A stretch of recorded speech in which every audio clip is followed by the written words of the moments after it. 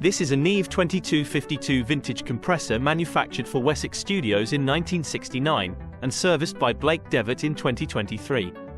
Having had only 2 owners since 1969, this is really a special piece of vintage equipment.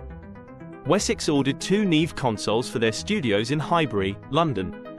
It was one of the top studios in London in the 1970s and recorded many of the top bands including The Who, the Sex Pistols, King Crimson, The Clash, Theatre of Hate, XTC, Queen, Talk Talk, The Rolling Stones, Pete Townsend and many more.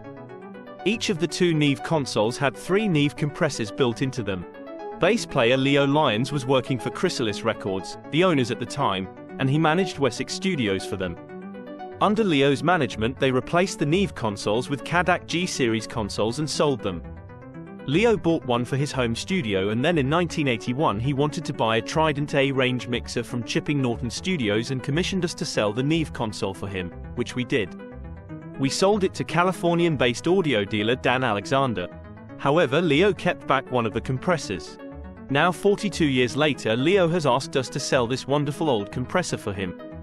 We had Neve specialist Blake Devitt look at it and give it a service. When it came to us it had an external power supply and was not in a case. Fortunately Blake had a Neve case and power supply, so it is now fitted into a Neve box with XLR connectors on the rear. The price for this lovely piece of memorabilia is £10,000, but the value will almost certainly increase in future years.